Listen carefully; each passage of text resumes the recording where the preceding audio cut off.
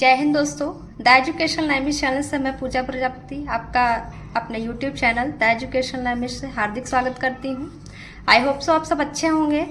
दोस्तों, साइंस में हमने चैप्टर 3 को डिस्कस किया था, एसिड बेसिस एंड साल्ट्स।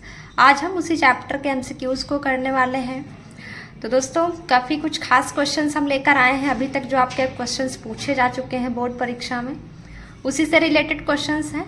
तो आइए वीडियो को स्टार्ट करते हैं। वीडियो अगर आपको अच्छा लगे तो प्लीज़ लाइक करें, चैनल को सब्सक्राइब करें और हाँ, अपने दोस्तों को ज़रूर शेयर करें। तो आइए वीडियो को स्टार्ट करते हैं दोस्तों। इसमें आपका फर्स्ट जो क्वेश्चन है वह है, a solution turns red litmus to blue, its pH is likely to be. Question क्या कह रहा है दोस्तों आपका, एक सॉल्यूशन है जो क्या करता है, रेड लिटमस पेपर को ब्लू कर देता है, तो इसका पीएच जो है वो कितना होगा। तो दोस्तों, अगर हम पीएच स्केल की बात करते हैं तो हमारी जो पीएच स्केल होती है दोस्तों, वह 0 से स्टार्ट होती है, 0 to 14 होती है आपकी, ठीक है, 0 to 14, जहाँ पर जो आपका 7 है वो मिड पॉइंट बनता है और जिसकी पीएच वैल्यू 7 होती है वह दोस्तों नेचर में क्या होता है, न्यूट्रल होता है। और जिनकी पीएच वैल्यू 7 to 14 होती है वो आपके बेसिक नेचर में आते हैं। एंड नेक्स्ट, जिनकी वैल्यू 0 to 7 के बीच में होती है, ये हमारे एसिडिक नेचर के इसमें सारे कंपाउंड्स आते हैं। तो दोस्तों, यहाँ पर बात कर रहा है कि एक सॉल्यूशन है जो रेड लिटमस पेपर को ब्लू में कन्वर्ट कर देता है, तो इसका पीएच क्या होगा।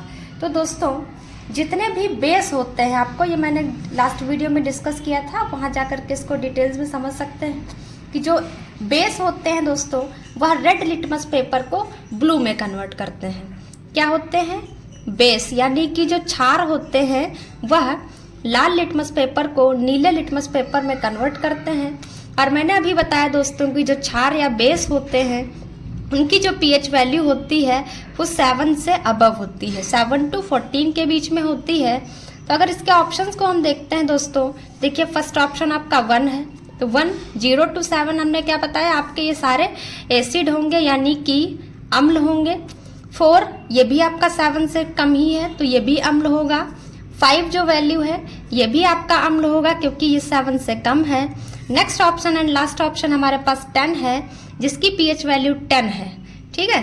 तो 10 आपका क्या होगा, सही आंसर हो जाएगा यहाँ पर, क्योंकि ये आपका बेस होगा। बेस या क्षार जो होता है वही रेड लिटमस पेपर को ब्लू में कन्वर्ट करता है, यानी कि लाल लिटमस पेपर को नीले लिटमस पेपर में कन्वर्ट कर रहा है। तो लाल से नीले में कन्वर्ट कौन करता है, क्षार यानी कि बेस। और बेस की जो पीएच वैल्यू होती है दोस्तों वो क्या होती है, मोर देन 7 होनी चाहिए। तो इसके अकॉर्डिंग जो हमारा अप्रोप्रिएट आंसर बनेगा वह क्या बनेगा, जिसकी पीएच वैल्यू कितनी होगी, मोर देन 7। इस आपके पास एक ही ऑप्शन है, ऑप्शन नंबर डी, यानी कि 10 पीएच वैल्यू होगी आपकी। तो दोस्तों, आइए नेक्स्ट क्वेश्चन को डिस्कस करते हैं। सेकंड क्वेश्चन है हमारा, the pH value of basic solution is. अभी जो मैंने आपको बताया था कि जो हमारी जो पीएच स्केल होती है वह 0 से स्टार्ट होती है और 14 तक होती है, जिसमें 0 to 7 जिनकी पीएच वैल्यू होती है ये आपके क्या होते हैं, एसिड होते हैं। एंड 7 to 14 आपके क्या होते हैं, ये बेस होते हैं या बेसिक नेचर होता है इनका। और अगर किसी एलिमेंट या कंपाउंड की जो आपकी पीएच वैल्यू है 7 होती है तो वह न्यूट्रल होता है नेचर में, मीन्स दैट ना वो बेसिक होगा ना एसिड होगा। तो इसमें पूछ रहा है कि बेसिक सॉल्यूशन है और उसकी जो पीएच वैल्यू है कितनी होगी। फर्स्ट तो है 0, तो 0 तो हो ही नहीं सकता। नेक्स्ट आता है आपका 7 आपको बताया मैंने न्यूट्रल होता है। लेस देन 7 है, तो लेस देन 7 है यानी कि 0 से 7 के बीच, 7 से कम तो क्या होगा, एसिड होगा। लेकिन क्वेश्चन हमारा बेसिक सॉल्यूशन कह रहा है, तो लास्ट आंसर हमारा जो है लास्ट ऑप्शन, मोर देन 7, यानी कि जिनकी पीएच वैल्यू 7 से 14 के बीच होती है, या कह सकते हैं कि 7 से ज़्यादा होती है, वह आपके बेस यानी कि क्षार होते हैं या क्षारीय विलयन होते हैं। मीन्स दैट बेसिक सॉल्यूशन होते हैं, क्षारीय विलयन। तो अगर पूछे कोई आपसे कि बेसिक सॉल्यूशन की पीएच वैल्यू कितनी होती है दोस्तों, तो वह 7 से ज़्यादा होती है या कह सकते हैं 7 to 14 के बीच में होती है। अगर एसिडिक सॉल्यूशन की बात करेगा तो वहाँ पर आपकी pH वैल्यू 0 से 7 के बीच होगी, या आप लेस देन 7 भी कह सकते हैं ऐसा। नेक्स्ट है देखिए दोस्तों हमारा क्वेश्चन नंबर 3 है जो the pH value of pure water is, यानी कि जो हमारा शुद्ध पानी होता है उसका pH वैल्यू कितना होता है। तो आप सब जानते हैं दोस्तों जो हमारा वाटर होता है प्योर वाटर वह टेस्टलेस होता है, उसमें कोई टेस्ट नहीं होता है, कलरलेस होता है, कलरलेस, ओडरलेस मीन्स दैट इसमें किसी भी प्रकार की कोई स्मेल भी नहीं होती है, टेस्टलेस, कलरलेस, ओडरलेस। एंड यह दोस्तों अगर नेचर की बात करें तो यह न्यूट्रल होता है। तो अभी मैंने बताया कि जो न्यूट्रल नेचर में होते हैं उनकी pH वैल्यू कितनी होती है, 7 होती है। तो the pH value of pure water is option आपका क्या हो जाएगा, 7, क्योंकि ना तो 0 होगा ना 1 होगा, क्योंकि इसके अकॉर्डिंग अगर आप करेंगे तो एसिडिक नेचर बनेगा। बट प्योर वाटर कैसा होता है, न्यूट्रल होता है। और अगर 14 होगा तो ये आपका बेसिक नेचर में चला जाएगा। तो इसलिए आपका जो अप्रोप्रिएट आंसर होगा वह होगा 7। pH value of pure water is 7। अगर 0 to 7 के बीच होगा तो एसिड, 7 to 14 के बीच होगा तो बेस, और अगर 7 है तो न्यूट्रल। और 7 किसकी pH वैल्यू है, प्योर वाटर की है। ये आपको ध्यान रखना है दोस्तों, पूछ लेता है कभी कभी कि प्योर वाटर का pH वैल्यू कितना होता है, तो वह दोस्तों आपका कितना होता है, 7 होता है, 7। और अगर नेचर की बात करें तो न्यूट्रल, यानी कि ना ये एसिडिक नेचर में है ना ही बेसिक है। नेक्स्ट देखिए क्वेश्चन नंबर 4 है pH value of a solution is 5। pH value यहाँ पर दे रखी है दोस्तों, कितनी है, 5 है। देन दिस सॉल्यूशन इज, तो इसका नेचर पूछ रहा है कैसा होगा। तो अभी मैंने आपको डिसाइड करके बताया कि 0 to 14 आपकी क्या है, ये pH स्केल होती है, जिसमें 0 से 7 तक आपके एसिडिक होते हैं। 0 से 7 के बीच की कोई भी संख्या हो तो वो क्या होगा, अम्लीय होगा। 7 to 14 क्या होंगे आपके बेसिक सॉल्यूशन, यानी कि वो बेस होंगे, क्षार होंगे, क्षारीय विलयन होगा। एंड 7 पर क्या होगा दोस्तों, आपका न्यूट्रल होगा अगर किसी की pH वैल्यू 7 है। तो यहाँ पर ये देखिए लेस देन 7 है, तो लेस देन 7 है मीन्स दैट 0 to 7 के बीच में है। तो कैसा सॉल्यूशन होगा आपका, एसिडिक, यानी कि फर्स्ट ऑप्शन हमारा सही हो जाएगा। ठीक है, क्योंकि बेसिक नहीं सही हो सकता, क्योंकि बेसिक की वैल्यू 7 to 14 होती है। न्यूट्रल भी नहीं हो सकता क्योंकि pH वैल्यू 7 होनी चाहिए, तो 7 तो है नहीं, 7 से क्या है, कम है। तो इस प्रकार हमारा जब pH वैल्यू 5 होगी या 7 से कम कोई भी डिजिट होगी तो वो सॉल्यूशन आपका कैसा होगा, एसिडिक होगा। नेक्स्ट क्वेश्चन है दोस्तों हमारा 5 number, the chemical formula for washing soda is. The chemical formula for washing soda is, दोस्तों इसका मैंने एक लास्ट वीडियो डाला हुआ है, कुछ मेन कंपाउंड्स हैं उनके केमिकल फॉर्मूलाज हैं। तो वॉशिंग सोडा यानी कि धावन सोडा इसको कहा जाता है। वॉशिंग सोडा यानी कि धावन सोडा, जो डिटर्जेंट या सोप वगैरह में यूज़ किया जाता है, साबुन और डिटर्जेंट में धावन सोडा का यूज़ किया जाता है। तो दोस्तों जो इसका फॉर्मूला होता है वह होता है आपका दोस्तों NaHCO3। ये जो फॉर्मूला है दोस्तों ये आपका बेकिंग सोडा का है। बेकिंग सोडा क्या होता है आपका खाने वाला सोडा, या खाने वाला सोडा या इसको मीठा सोडा भी कहा जाता है। यह आपका खाने वाला सोडा है बेकिंग सोडा। यहाँ पर आपकी कौन सी बात कर रहा है, किसकी बात कर रहा है, यहाँ पर वॉशिंग सोडा की बात कर रहा है।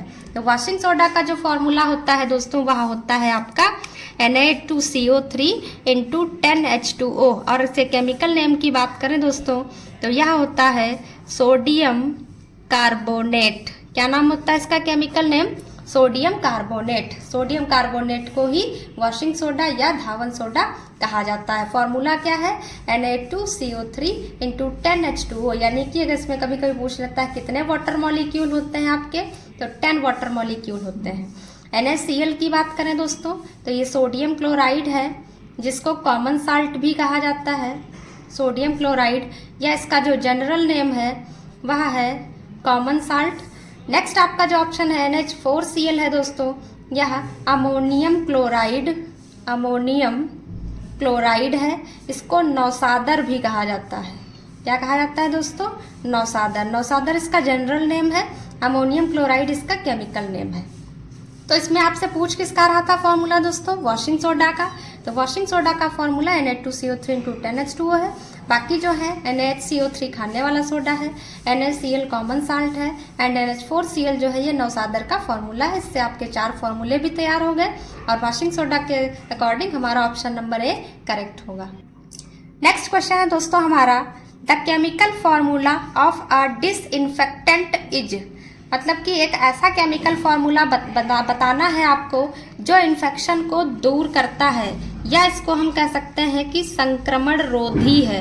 रोधी का मतलब जो संक्रमण को कम करे या संक्रमण से हमें बचाता है, उसे हम कहते हैं डिसइंफेक्टेंट या संक्रमण रोधी। तो दोस्तों यहाँ पर देखिए 4 ऑप्शन है। फर्स्ट है CaOCl2 यानी कि कैल्शियम ऑक्सीक्लोराइड, इसको दोस्तों ब्लीचिंग पाउडर भी कहा जाता है, ब्लीचिंग पाउडर। नेक्स्ट है आपका NaHCO3, अभी लास्ट क्वेश्चन में हमने डिस्कस किया था दोस्तों, ये है हमारा बेकिंग सोडा। नेक्स्ट है आपका कैल्शियम सल्फेट हेमीहाइड्रेट यानी कि हाफ वाटर मॉलिक्यूल है, ये दोस्तों हमारा जो है प्लास्टर ऑफ पेरिस का फॉर्मूला है POP का। नेक्स्ट है CaSO4 × 2H2O यानी कि कैल्शियम सल्फेट डाईहाइड्रेट है दोस्तों, यह हमारा जिप्सम का फॉर्मूला है। ठीक है, तो इसमें पूछ रहा है एज अ डिसइंफेक्टेंट कौन सा वर्क करता है यानी कि संक्रमण रोधी।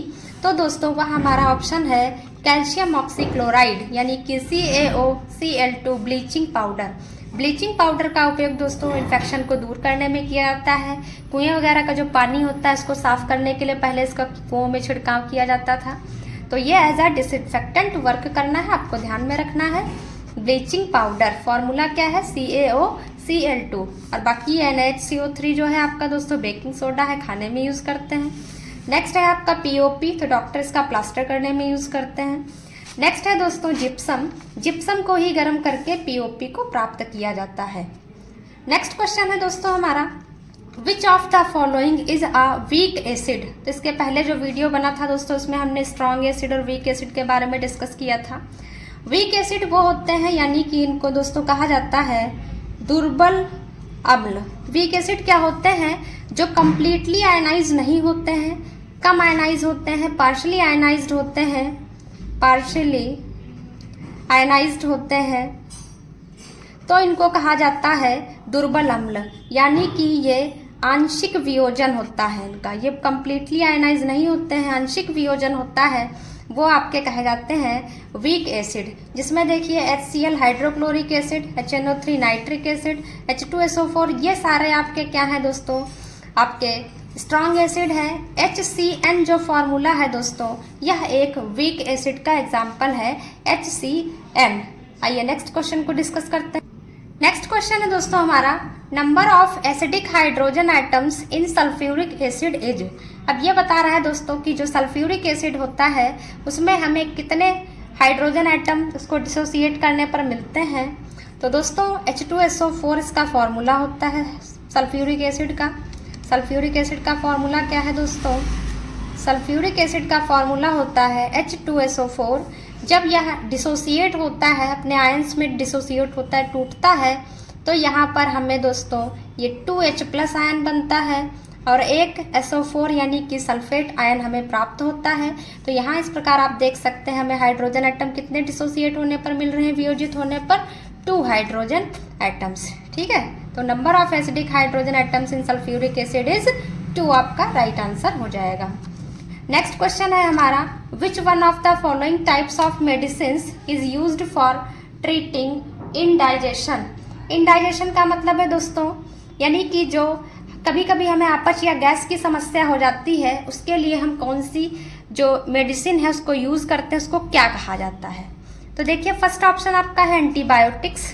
एंटीबायोटिक्स एक ऐसी दवाएं होती हैं जो क्या करी जाती हैं, ज़्यादातर ये वैक्सीन की फॉर्म में ली जाती हैं एंटीबायोटिक्स, या पिल्स की भी फॉर्म में ली जाती हैं। तो इसमें ये क्या करता है, ये बैक्टीरिया को किल करता है, जो भी बैक्टीरिया जिससे हमें कोई इन्फेक्शन है उसको किल करता है, और ये बैक्टीरिया की ग्रोथ को रोकता है, इनहिबिट करता है। इनहिबिट करने का मतलब बैक्टीरिया को मारेगा और उसकी ग्रोथ को रोकेगा, जिससे इन्फेक्शन आगे ना फैलने पाए। नेक्स्ट जो होती है एनाल्जेसिक्स दवाएं क्या होती है, ये आपके बदन दर्द है, सर दर्द है, फीवर है, इसको कम करती हैं, यानी कि ये पेन को रिड्यूस करती हैं, दर्द निवारक दवाएं कही जाती हैं। नेक्स्ट आती है आपकी एंटासिड। एंट का मतलब अगेंस्ट, एसिड मतलब एसिड के अगेंस्ट। तो जब भी कभी गैस बनती है या अपच होती है, लोग कहते हैं मुझे एसिड बन रहा है, तब आप ऐसा एंटासिड जैसे इनो का यूज करते हैं या कुछ लोग कोल्ड ड्रिंक का यूज करते हैं। ये इसलिए यूज की जाती है क्योंकि इसमें क्या होता है दोस्तों, एक बेस पाया जाता है और वो बेस जा करके हमारे पेट में जो एसिड होता है उसको न्यूट्रल कर देता है। एसिड और बेस की रिएक्शन हो जाती है, न्यूट्रलाइजेशन रिएक्शन जिसको कहा जाता है, और कहते हैं पेट ठंडा हो गया, यानी कि पेट न्यूट्रल हो जाता है। तो जो भी आप इंडाइजेशन के लिए यूज करते हैं दवाएं, अपच को दूर करने के लिए, उनको हम एंटासिड कहते हैं। एंटासिड, एंट मतलब अगेंस्ट, एसिड मतलब एसिड के अगेंस्ट। जो एंटीसेप्टिक दवाएं होती हैं दोस्तों, ये इन्फेक्शन को दूर करती हैं। इससे कहीं कटे फटे या चोट लग जाती है तो आप जो क्रीम्स का यूज करते हैं वो एंटीसेप्टिक दवाएं होती हैं। नेक्स्ट एंड लास्ट क्वेश्चन है दोस्तों हमारे इस वीडियो का कि which gas is released on heating baking powder. Baking powder को गर्म करने पर कौन सी गैस रिलीज होती है। तो दोस्तों सबसे पहले तो हमें बेकिंग पाउडर का फॉर्मूला पता होना चाहिए। अभी लास्ट क्वेश्चन में डिस्कस किया था। बेकिंग पाउडर का जो फॉर्मूला होता है वह होता है दोस्तों NaHCO3, यानी कि अगर इसके केमिकल नेम की बात करते हैं तो वह होता है sodium by carbonate. NaHCO3 sodium by carbonate. जब आप इसको हीट करते हैं लगभग 80 से 100 डिग्री सेल्सियस के बीच में, आप इसको जब हीट करते हैं तो क्या होता है, यह Na2CO3 यानी कि धावन सोडा बनाता है, washing soda, plus carbon dioxide gas release करता है और वाटर बनाता है।